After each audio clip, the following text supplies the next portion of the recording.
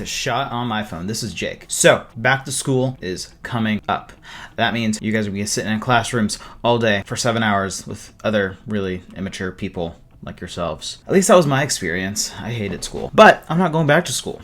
You are, and that's why you're watching this video. Working at Best Buy, so many people have come in looking for a new laptop for back to school. I figured, why not make a video on it? So that instead of coming to the store to ask me, you can watch a video. Either way, you'll still probably come into the store and ask. I don't care. If you are curious to know my thoughts, just kind of a dumbed down version, no offense, of what to look for in a back to school laptop, this is the video for you. Also, I'm gonna give you my suggestion for a new laptop for back to school. Let me start with my suggestions, and then I will go into why and the 3 biggest things you need to look for. Okay, so there are 2 operating systems, as you may know. One of them is Windows, the other is Mac OS, which is Apple. You know me, I prefer Apple, I prefer Mac OS. Not that I use a MacBook that often because I use my iPad Pro for everything. Video on that coming soon. For the sake of this video, Mac OS is really good. As far as Mac OS goes, the 2 laptops I would suggest is the M1 MacBook Air and the M2 MacBook Air. The reason I'm suggesting those 2 is it's more of a budget option and more of a expensive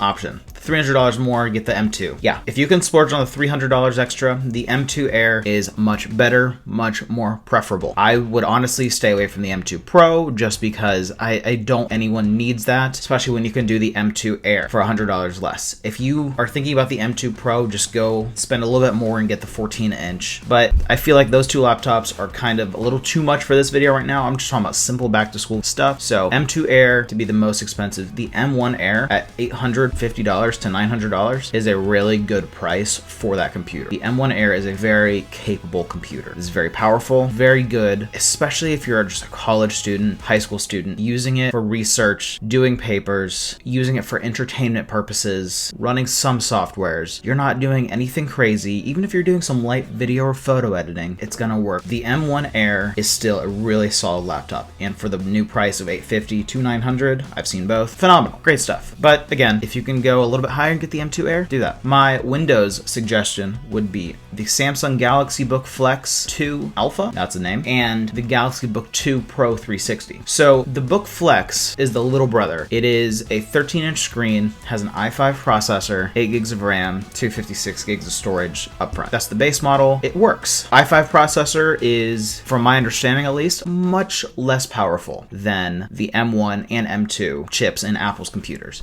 So it is the weakest of this computer, but it's also like $800. If you can find it on sale, I've seen it on sale for $600. If you can find it on sale for $600, get that. You're getting a gorgeous screen, a touch screen, folds all the way back, so it's a 2-in-1. It works with the S Pen. If you have a Galaxy phone, it works really well with the continuity between Galaxy devices, as well as a decent battery, and it is a decent computer. It's very thin, very light, but if you can spend a little bit more, the most expensive computer on this list, the Galaxy Book 2 Pro 360. Another great name. That one is 15.6 inches, a bit bigger. Starts at $1,500. If you can find it on sale, I've seen it on sale for $1,000. Get that. That one has an i7 processor, 16 gigs of RAM, a terabyte of storage. That's a lot of storage. That is a lot of RAM, and that is a great processor. On top of that, you're getting the same gorgeous AMOLED display. You're getting a very thin laptop for the power it has. You are getting an S Pen with the laptop in the package, which is super cool. It's a 360, so it flips all the way back to be a 2-in-1, it's a tablet and a laptop, blah, blah, blah.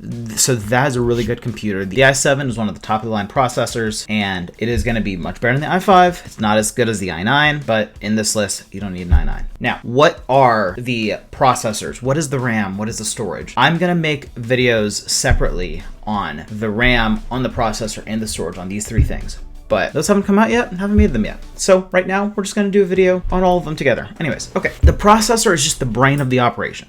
You're looking for something that's gonna work well. Honestly, if you can get an i5, do it. If that's all you can afford, get an i5. Get that over an i3 any day. I'm begging you. If you are looking at Chromebooks real quick, don't. Because you can get a decent Chromebook for $600. You can also get a decent laptop for around that same price. Laptops can do much more. Chromebooks are all web-based, which is not very suitable for college unless it is, whatever. So processor, brains of the operation. In the Samsung computers, it's the i5 and the i7. As if you can count, the i5 is not as good as the i7. That is just because the i7 is a little bit more powerful. Honestly, I would say a lot more powerful, a lot more capable, a lot more efficient, but topping both of those is the M1 processor and the M2 processor. Again, all this to the best of my knowledge. If I am wrong about any of this, let me know.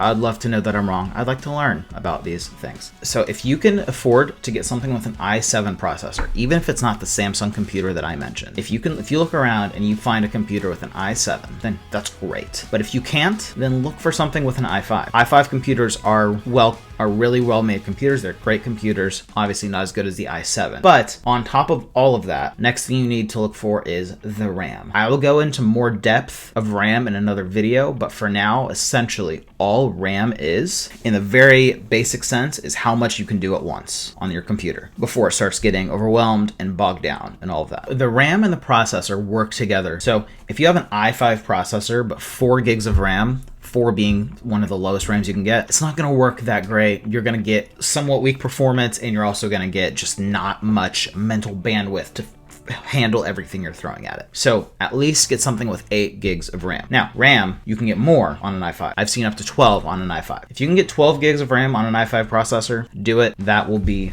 awesome. That'll be much better than i5 with 8 gigs of RAM. But again, if you can get i7 with 12 to 16 gigs of RAM, you are smooth sailing.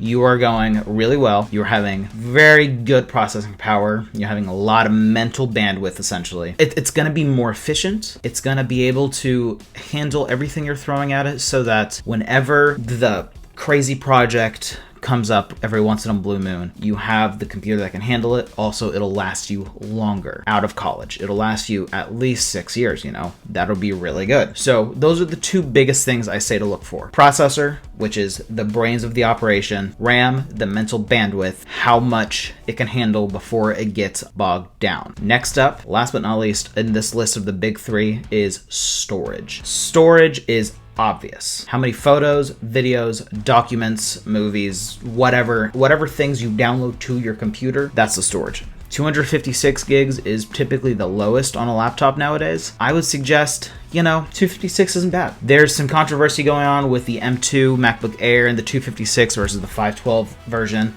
I'm not going to go into that right now. If you don't think 256 is enough for you, the next jump is going to be 512. And that's typically comes with another $100 to $200 on the laptop that you're currently buying. I prefer just stick with the lowest storage because if you really need it, one, I use cloud storage, whether it's iCloud, whether it's Microsoft Cloud, whatever they call it, all of this stuff. But get an external hard drive. I bought an external SSD with like 2 terabytes for $100 on Amazon, and because Best Buy is expensive, and it works really well. And I know it's a hassle, but it also saves you money in the long run. 2 terabytes of a SSD versus spending $200 extra for just 512 gigs of storage, which is like a quarter of that. I can't math. I dropped out of college. Hey. All of this is Windows based, what I'm saying, except the storage. The storage is the same thing all around, but everything I've mentioned so far is Windows based. How about Mac OS? Apple's kind of weird because they've stepped away from the Intel processors. They've stepped away from the norm. Now they're doing their own thing with the M series processors. So the two I mentioned, the M1 and the M2, are 2 very good processors. The M1 processor, Apple's first venture into making their own processor outside of the Intel processors, it works very well. From my experience, from what I've seen, is much more efficient, much more reliable, much better of a processor than even the i7 processor.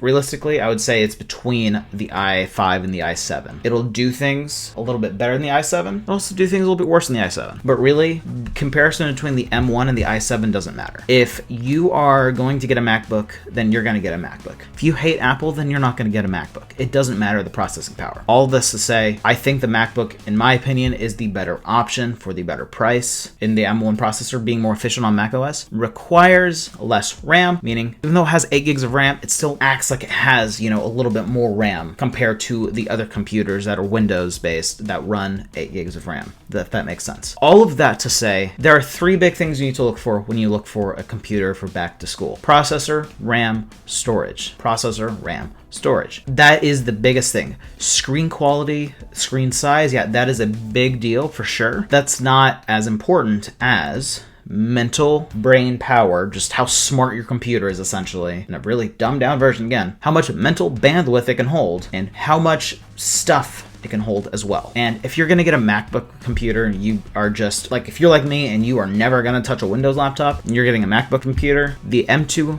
Air is, again, the best option. Has the M2 processor, which is just phenomenal. Has 8 gigs of RAM, but it's even more efficient than the M1. So the 8 gigs of RAM on a Windows laptop it's gonna be like more RAM. 256 gigs of storage. If you can spend like $1,500 and get the 512, do it. But honestly, $1,200 for a 256 gigs of storage laptop, that's really good. Very thin, has a 13.6-inch display. I think it's awesome. If you like this video, give it a like, give it a thumbs up. I really hope it helped. Subscribe down below for more videos coming up very soon. I'm Jake, and this is Shot on My Phone.